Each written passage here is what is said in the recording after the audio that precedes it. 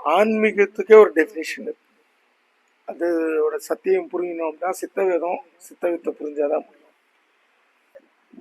சித்தவேதம் என்ன சொல்லுது, சிவானந்த பரமசர் என்ன சொல்றாருன்றத அதுல சொல்றேன். அதுல ஒரு விஷயம் வரும். சித்தவேதம் கான்செப்ட் உங்களுக்கு புரிஞ்சிச்சுன்னா உங்களுக்கு ஒரு கதை தெரியும்ல.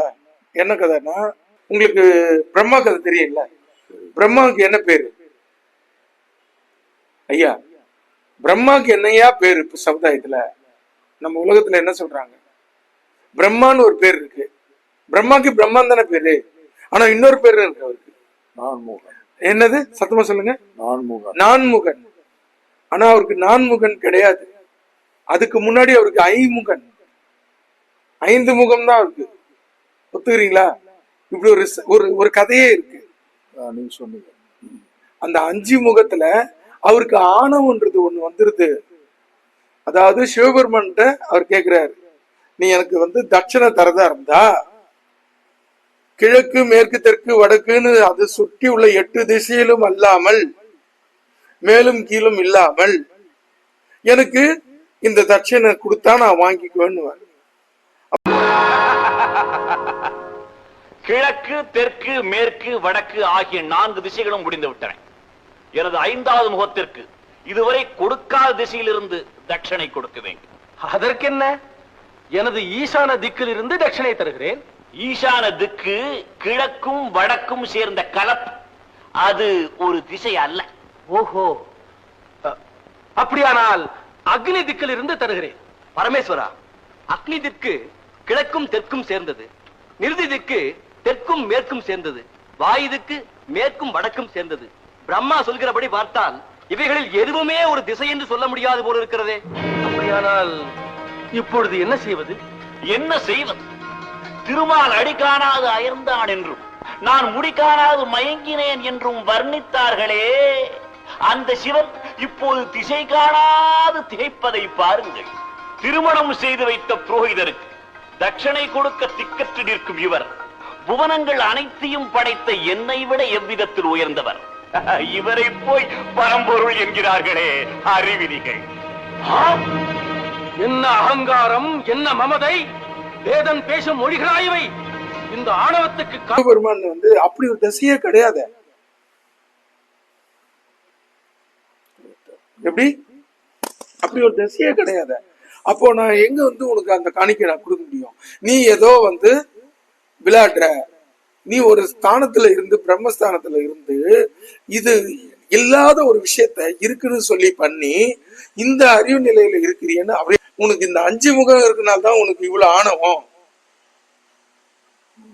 5 முகம் இருக்கனால்தான் ஆணவம். உனக்கு 4 முகமும் உனக்கு நான் தரேன். ஒரு முகத்துல நின்று உனக்கு அந்த பிட்சை தரணும்ன்றது அது. ஒவ்வொரு முகமா நின்று உனக்கு பிட்சை நமஸ்காரம் பண்ணி தரணும். 5வது முகம் மேல எங்கேயோ இருக்கிற மாதிரி சினிமால காட்டுவான். பிரம்மா சொல்றாரு, அத நீ அதை கண்டுபிடிச்சு எனக்கு அது கொடுன்றாரு. அந்த இடத்துல இருந்து அந்த தட்சிணை நீ கொடுத்தா மட்டும்தான் அந்த காணிக்கை நான் வாங்குவேன்றாரு. அப்ப சிவபெருமன் யோசி, அப்படி ஒண்ணுமே கிடையாது, நீ என்ன விளையாடுற, நீ எப்படி விளையாடலாம் அப்படின்ட்டு. உனக்கு இந்த 5வது தலை இருக்குன்னா தானே உனக்கு ஆணவம் இருக்கு. அந்த ஆணவன்ற தலையை நான் கொய்திடுறேன். எப்படி? ஆணவம் தலைய கொய்திடுறேன்ட்டு கொடுத்துறாரு. உடனே அன்னில இருந்து ஒரு 4 முகன் ஆறாரு. என்ன அகங்காரம், என்ன மமதை! வேதம் பேசும் மொழிகளாயவை. இந்த ஆணவத்துக்கு காரணமாயிருந்த உன் 5வது தலையை அழித்து உன் அகந்தையை அடக்குகிறேன். உலகம் இனி உன்னை நான்முகன் என்றே அழைக்கட்டும். நான் செய்த இந்த புரோகித பூஜையை கடைசியாக இருக்கட்டும். எங்கும் உனக்கு ஆலயமே இல்லாமல் போகட்டும். பிரம்மகத்தி, பிரம்மகத்தி, இந்த பிரம்மகத்தி பாவம் உன்னை விடாது. நீ கிள்ளிய தலை ஓடாக பாரி உன் கையை விட்டு அகலாது ஒட்டிக்கொள்ளும். அதில் பிச்சை எடுத்து ஜீவிப்பதே உன் தொழிலாக மாறும். அந்த ஓடும் அதில் இடப்பட்ட பொருள்களில் பாதியை திட்டுவிட்டு எப்போதும் நிரம்பாமலேயே இருக்கும். அது எப்போது நிரம்புகிறதோ அப்போதுதான் உனக்கு சாப விமோச்சம்.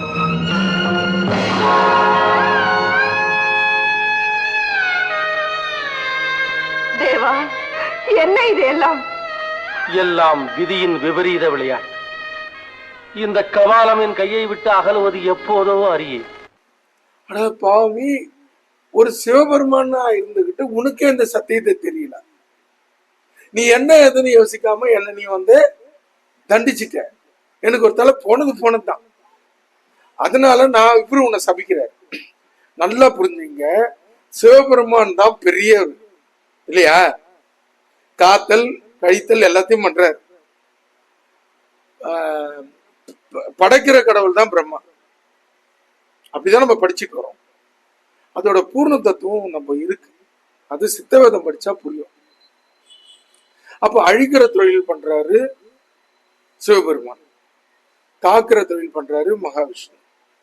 உனக்கு ஆணவம் இருக்குன்னு சொல்லி தலைவர், எனக்கு ஆணவம் இருக்குன்னு நினைச்சிட்டே நீ சத்தியத்தை தேடவே இல்லையேன்னு சொல்லி அவரு சபிக்கிறார். நீ பிச்சை எடுத்துதான் சாப்பிடணும்ன்றார். அப்ப அந்த திருவோடு நிறையாது, அதுக்குள்ள ஒரு ஓட்டை போயிட்டே இருக்கும். சரி பிச்சை எடுத்து உடனே இங்க நல்லா புரிஞ்சுக்குங்க ஒரு விஷயம்.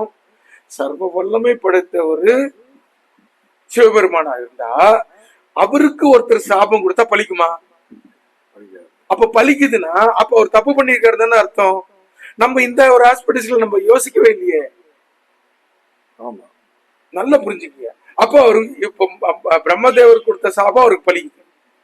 அப்போ சிவபெருமான் அரியா நிலையில இருக்காருன்னு தானே அர்த்தம்.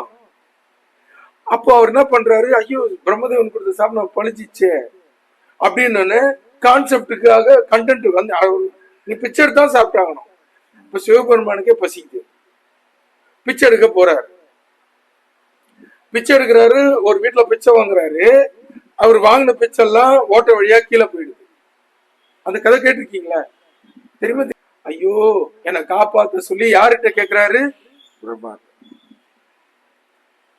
காப்பாற்று கடவுள் யாரு? காக்கும் கடவுள் யாரு? மகாவிஷ்ணு. அவர்கிட்ட கேட்கிறாரு. சரி, அப்போ அவரு யோசிக்கிறாரு, சிவபெருமான் சிவமே இல்லைன்னா உலகமே ஸ்தம்பித்து போயிடும்.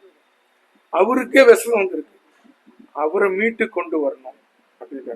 அப்ப இதுல நம்ம என்ன புரிஞ்சுக்கணும் அப்படின்னா, நம்ம ஒரு கதையா சிவபெருமான்ற ஒரு கேரக்டரும் பிரம்மதேவன்ற ஒரு கேரக்டரும் மகாவிஷ்ணுன்ற ஒரு கேரக்டரும் வெளியில போய் புறத்துல பார்த்துட்டு இருக்கோம்.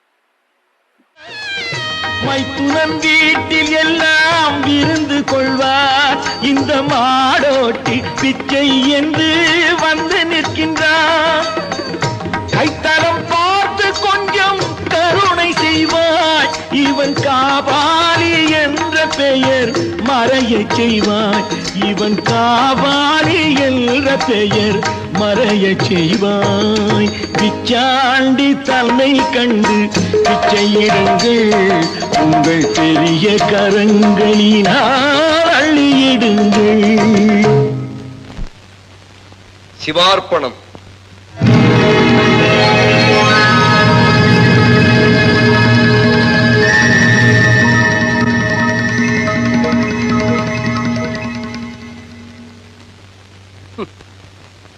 யார் இந்த திருவோட்டை இட்டு நிரப்பினாலும் நிறைந்த வேகத்திலேயே குறைந்து போகிறதே. இது நிரம்பினால் தானே என் சாபம் தீரும். மாதவா, மாதவா, அன்று பஸ்மாசுரன் தொல்லையிலிருந்து தாங்கள் தானே என்னை காப்பாற்றினீர்கள். இன்று இந்த சாபத்திலிருந்து எனக்கு ஒரு விமோசனம் அளிக்க கூடாதா? அகத்துக்கு கொண்டு வாங்க. நீங்க சித்தவேதம் படிச்சீங்கன்னா யாரு பிரம்மா, யாரு சிவன், யாரு விஷ்ணுன்றது உங்களுக்கு புரியும். அப்ப சித்தவேத கூற்றுப்படி எல்லாமே நாம் தான். அப்ப நமக்குள் படைக்கும் தெய்வமா இருக்கிற பிரம்மாவுக்கு ஞான தேவன், அவரு ஞானம் இருக்கு, ஒரு கேள்வி கேட்கிறாரு. நாம் தான் ஈஸ்வரன் நம்ம சாமி சொல்றாரு. ஆனா அந்த ஈஸ்வரனுக்கு அறிவாய் இருக்க வேண்டியது அறிவாய் இல்லைன்றாரு. அந்த அறிவு இல்லாதனால்தான் ஈஸ்வரனுக்கு கோபம் வருது, பிரம்மதேவனை தண்டிச்சுறாரு. பிரம்மதேவனை தண்டிச்சனால பிரம்மதேவன் சபிக்கிறாரு. அந்த சாபம் இவருக்கு பலிக்குது. அப்ப பலிக்குதான் இவர் தப்பு பண்ணிருக்காருன்னு அர்த்தம். அப்ப ஞானகாரனா இருக்கிற நமக்குள்ள இருக்கிற பிரம்மா, சி உனக்கு எவ்வளவு சொல்லி பிரயோஜனம் இல்லடா போடா அப்படின்னதுக்கு அப்புறம் சிவன் என்ன பண்றாரு, இன்னைக்கு சித்த வித்தை உணர்ந்தவங்க எல்லாருமே சித்த வித்தை வாங்கினாங்களான்னா தெரியாது. ஏன்னா சித்த வித்தை தான் உங்களுக்கு கொடுக்கப்பட்டுதான்னு ஒரு கேள்விக்குறி. ஏன்னா சித்த வித்தை உணர்ந்தவங்க எல்லாம் எப்படி இருப்பாங்கன்னா சுபேட்சமா இருப்பாங்க. அசாதாரண வைத்தியன்றாரு சாமி. ராகத்வேஷம் இல்லாம அசாதாரண வைத்தியன்னா யாரு? வைத்தியன்னா யாருங்க? டாக்டர். டாக்டர். அப்ப டாக்டருக்கு நோய் வருமா? வரும். இந்த வித்தியை பிடிச்சிட்டு இந்த சத்தியம் தெரிஞ்சிச்சுன்னா உங்களுக்கு வராதுங்க. உங்களோட அனுபவம் தானே நீங்க மத்தவங்களுக்கு வைத்தியம் பண்ணணும். வைத்தியம்னா யாரு? மருத்துவர். யாருக்கு மருத்துவர்? தனக்குத்தானே மருத்துவர். தன்னோட அனுபவங்கள் மூலமா அடுத்தவங்களுக்கு மருத்துவம் பண்ணணும்.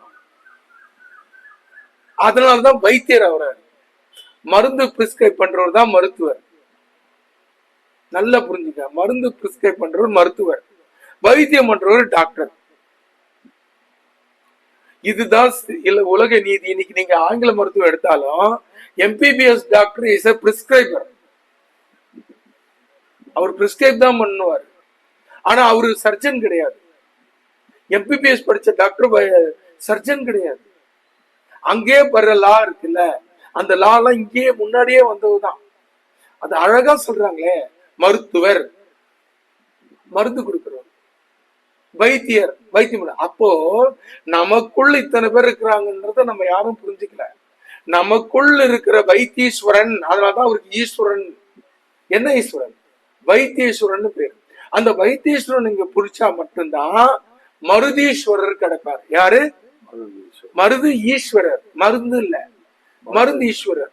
அப்போ மருந்துனாலே இவங்க என்ன பண்றாங்கன்னா பாராசெட்டமால் இல்லைன்னா கஷாயம் அந்த மாதிரி திருப்பி புறத்துல தர்றாங்க. மகனே இதெல்லாம் உனக்கு அகத்திலேயே கிடைக்கும்ன்றதுதான் சித்த வேதம். இப்ப போயிட்டு உடனே பூத கண்ணாடி வச்சு சித்த வேதத்தை பாத்தீங்கன்னா இதுல எங்க மருத்துவீஸ்வரருக்கு எங்க வைத்தீஸ்வரருக்குன்னு கிடைக்காது. ஆனா முன்னாடியே சொல்றாரு அசாதாரண வைத்தியனுக்கே நமஸ்காரம். சித்தவேதத்துல இருக்கா? அப்ப உங்களுக்கு சித்தவேத கூற்று புரிஞ்சிச்சு அப்படின்னா யாரு வைத்தியர் யாரு மருதீஸ்வரன்னு அந்த ராகத்வேஷத்தை கலைக்கிறவங்களுக்கு தான் அது புலன்படும்.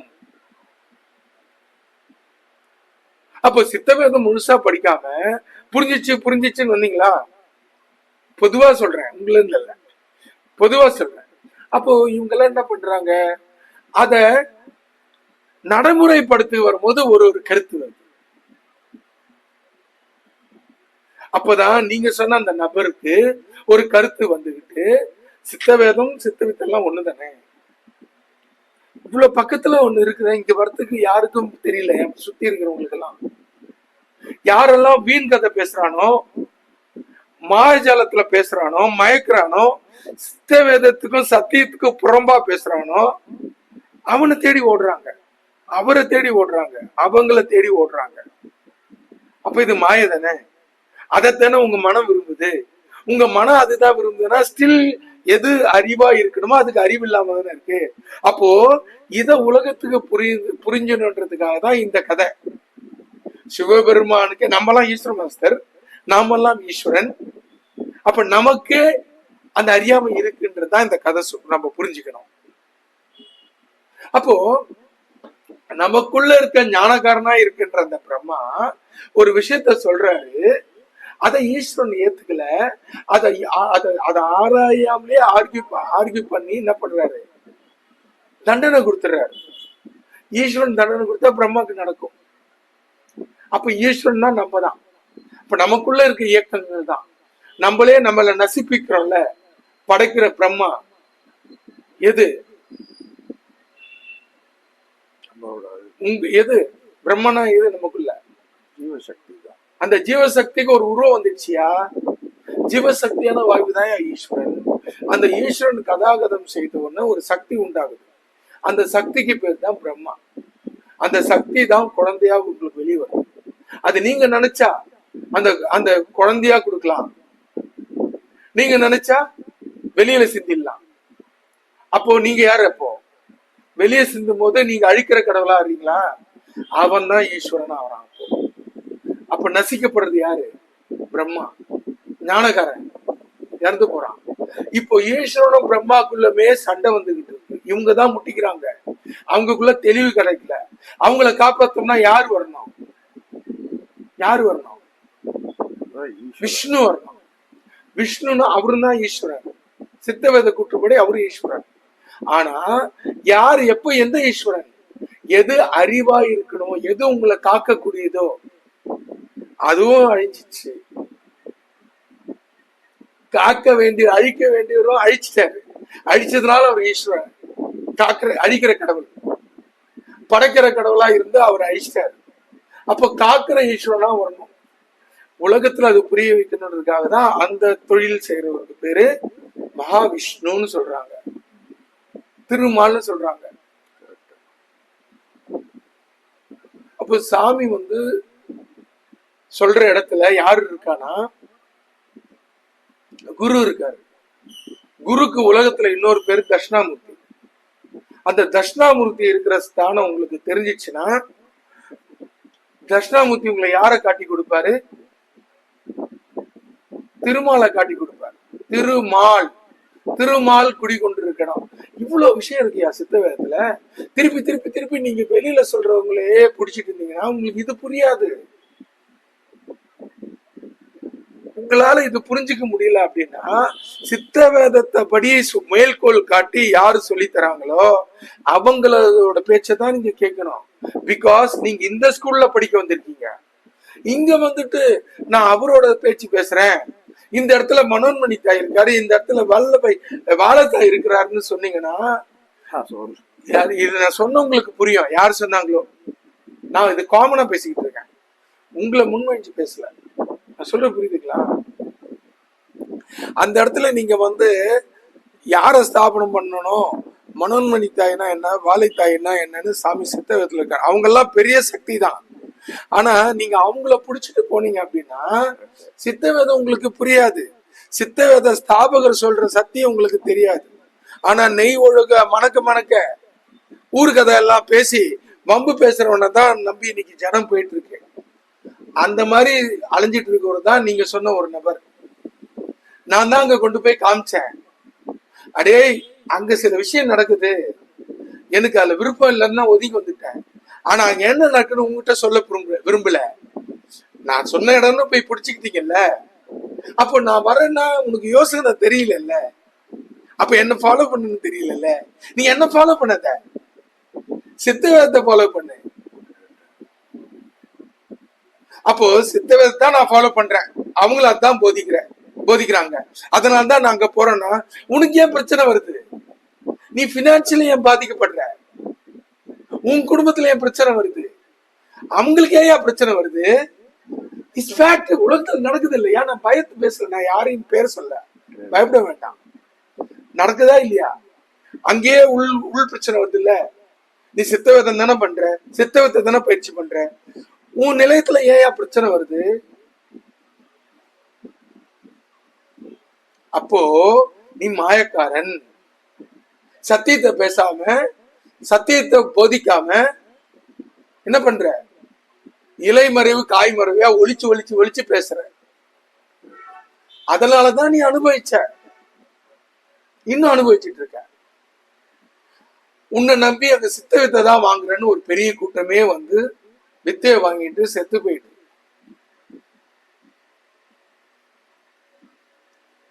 இன்னைக்கு கொஞ்ச நாளுக்கு முன்னாடி கோயம்புத்தூர்ல ஒரு பெரிய வித்தை பண்றவர், நல்லா ஜபம் பண்ணக்கூடியவர்.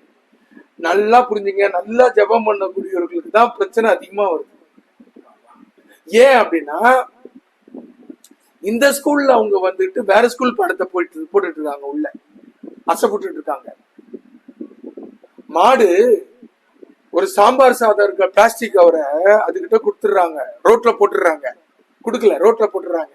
அந்த மாடு அந்த சாம்பார் சாத டேஸ்ட்ல என்ன பண்ணுது, சாதத்தை மட்டும் அசை போடாம அந்த சாதம் ஒட்டிட்டு இருக்கு பாருங்க, அந்த பிளாஸ்டிக் கவரு, அதுல இருந்து எல்லாம் வெளியே போயிடுச்சு. ஐயோ, அது கவருன்னு அந்த மாட்டுக்கு தெரியல. அசை போட்டு வியாதி உண்டாதா? இன்னைக்கு அப்படித்தானே எங்க ஆளுங்களை கோயம்புத்தூர்ல ஒருத்தர் 3 மாசமா கோமால படுத்து செத்து போயிட்டாரு. அவரு மட்டும் இல்ல, நிறைய பேர் இருக்கிறாங்க. இந்த மாதிரிதான் சித்தவேதத்தை போதிக்கிறேன், சிவானந்த பரமேஸ்வரை பத்தி சொல்றேன்னு படத்தை வச்சுக்கின்னு சித்தவேதத்தை போதிக்காம தன் சொந்த கருத்தை போதிச்சுட்டு மத்த மகான்களோட ஊர்கதையெல்லாம் பேசிக்கின்னு சத்தியத்தை நிரூபிக்காம உங்களை நம்பி வர்றாங்க. நீங்க முதல்ல அவங்களுக்கு சத்தியத்தை சொல்லிடுங்க. கேட்கறாங்க, கேட்கல, ஆத்ம பிதாக்கு சத்தியம் பண்ணி கொடுத்துடுறாங்க. அப்போ அவங்களோட சோல் இங்க கனெக்டடா இருக்கு. அதுக்கப்புறம் வெளியே போனோம்னா புத்தியோட கனெக்டட் ஆயிடுறாங்க. அதனாலதான் இன்னைக்கும் நான் இதை பேசலன்னா இதை சொல்றதுக்கு உங்களுக்கு ஆளே இருக்காது. உங்க வயசுக்கு இப்போ நீங்க வந்தோடனே இங்க ஒரு விஷயம் கேக்குறீங்கல்ல, அப்போ நம்ம என்ன நினைக்கிறோம், பிரம்மாவுக்கு ஆணவம் வந்துடுச்சு, சிவபெருமான் அவர் அவர் கழுத்தை கொய்துறாரு. ஏன்னா நமக்கு என்ன தெரியும்னா சிவபெருமான் சக்தி வாய்ந்தவர்னு தெரியும். ஆனா லா என்ன சொல்றான், லா சிவபெருமான் சக்தி வாய்ந்தவர், அவர் பண்ணது சத்தியம் உண்மைனா ஒருத்தர் அவரை சபிக்கிறாருன்னா அவர் ஏன் அந்த சாபத்துக்கு ஆளாகிறார்? அப்ப அவர் தப்பு செய்யறாருன்னு அர்த்தம். அவருக்கு அது பண்ணு தப்புன்னு அவருக்கு தெரியல தானே. இதுதாயா உலகம். அப்ப இந்த நடைமுறை வாழ்க்கையில நாம பண்றது தப்புன்னு நமக்கே தெரியல. இது சித்தவத்தை கூற்றுப்படி சொல்றேன். ஈஸ்வரன்றது ஜீவசக்தியான வாயு, நான் தான் ஈஸ்வரன், பிரம்மா விஷ்ணு எல்லாமே இங்க இருக்கிறாங்க அப்படின்னா என்னோட கேள்வி, சித்த வித்தை ஸ்தாபகர்களோட வித்தை என்ன சொல்றது? பிறந்தோம் என்றால் மரணம் ஒன்றென்று உலகோர் நம்பிக்கொண்டிருக்கிறார்கள். நாம் பிறந்தது மரணிக்க அல்ல அப்படின்னு சொல்றாரு. ஆனா இன்னைக்கு எல்லாம் செத்து போயிட்டு தானே இருக்காங்க. உங்களுக்கு தெரியாது, ஏன்னா நீங்க புதுசு.